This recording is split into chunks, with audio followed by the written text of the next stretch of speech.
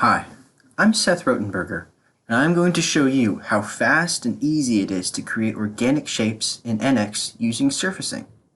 This modeling tool enables the designer to create the desired shape by creating curves and sheet bodies that are combined into a solid body.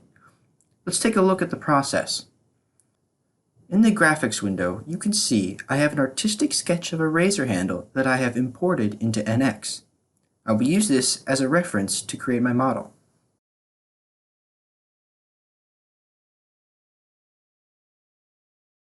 The first thing we need to do is create some sketch profiles of the razor.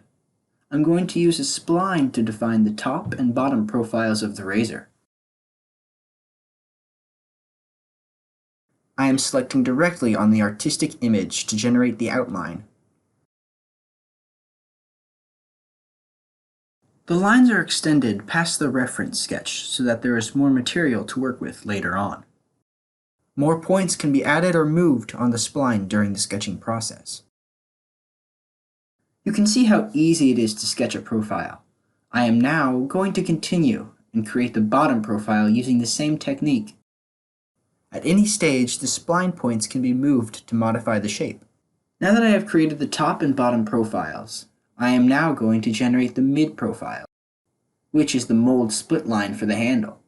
The top and bottom profile and the split line are going to be created as separate features in the model. I am going to extrude the top and bottom profiles. As they do not form a closed boundary, they will be generated as sheet bodies.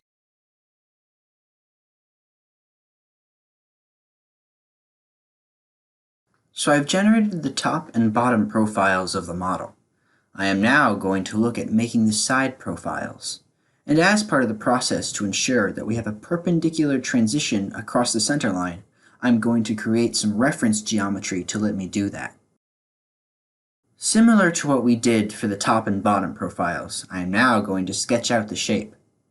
When I select the endpoint of the vertical line, the software prompts me with the opportunity to control the transition. In this case, I'm going to use G2, which is a curvature continuation. You can see, as I change the position of the vertical line, the spline automatically updates. I only want these as reference lines so that they will not interact with the geometry later.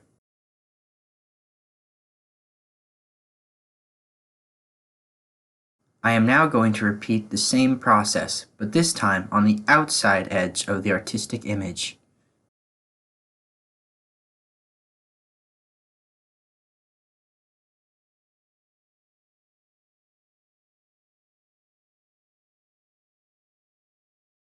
As the part is symmetrical, it would be useful for me to see the other half. Rather than creating extra geometry, I can use mirror display to help me see the other half. We now have the shape.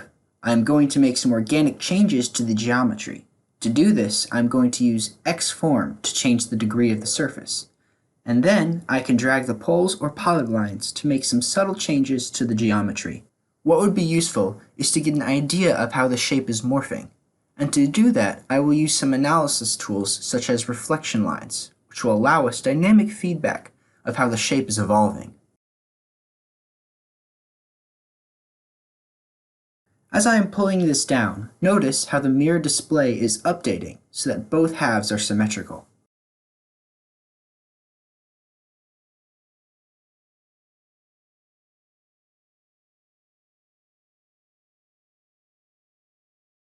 You can see that there's a mismatch between the curves because it's not quite tangent across the center line.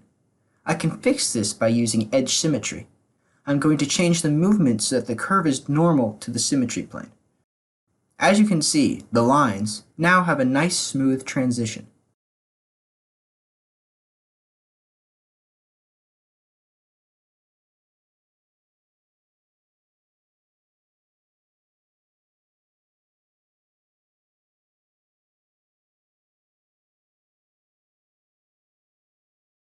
The trim sheet command is useful for when a sheet body needs to be cut along a profile edge. Here, I am using the most center line to create the top part of the razor handle. The process is repeated again on the bottom of the razor to create the most accurate model possible. Toggling the Show Results button is excellent for making certain which part of the sheet body is removed. The command finder is helpful for finding commands that you may not normally use or that you don't currently have in your user interface. I'm going to project the split line curve and the outer profile in different directions, and the resulting 3D curve is what I'm going to use to continue my design. Now that I have my combined curve projection, I'm going to use that to define a law extension, which will generate a surface at a particular angle from a curve. In this case, I am using this normal vector because I want it to follow the z-axis.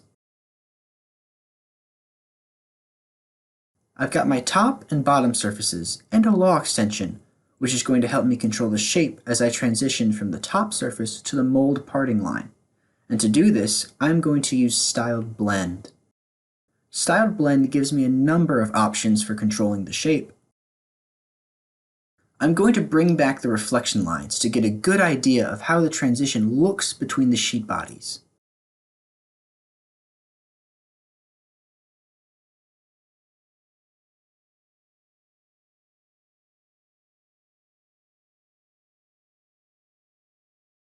The model doesn't quite match the artistic image, so I'm going to change the depth of the transition to fix this.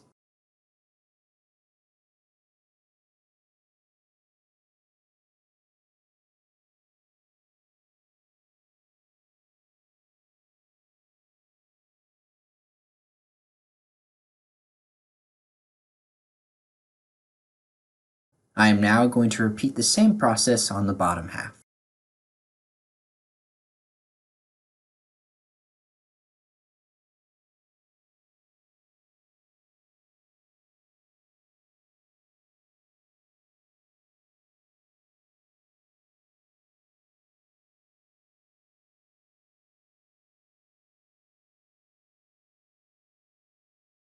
Now that I have generated my top and bottom halves, I would like to actually create the other half of the model, as this is just a display. So I'm going to use Mirror Geometry to physically generate the other half across the center line. At the moment, these are all separate surfaces, and I would like a solid body, so I'm going to sew the existing surfaces together.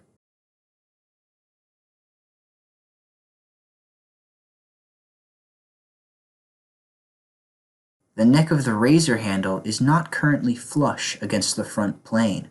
To fix this, an at distance plane is created along the handle, and the sheet body is trimmed along it.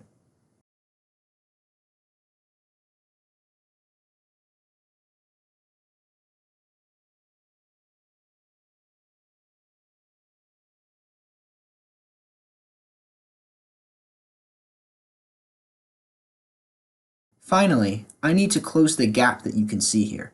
I'm going to use the Fill Surface command to do that, which will not only create the surface, but also patch it into the body at the same time. You can see now that this part is a solid body.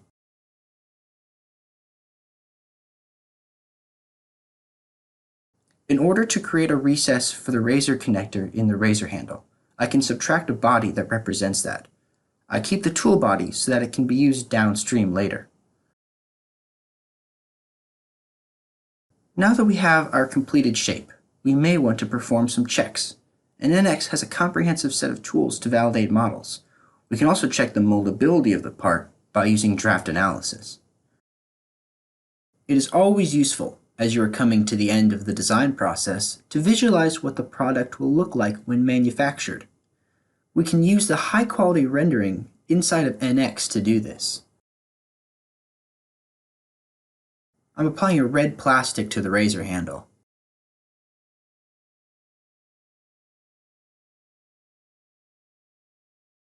I think a rubber material would look good on the sides of the razor handle, so I'll add that next using the face selector.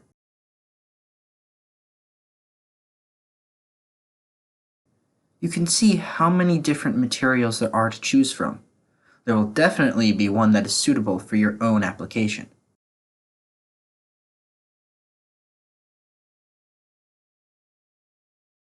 Sandblasted aluminum is then added to the razor blade connector.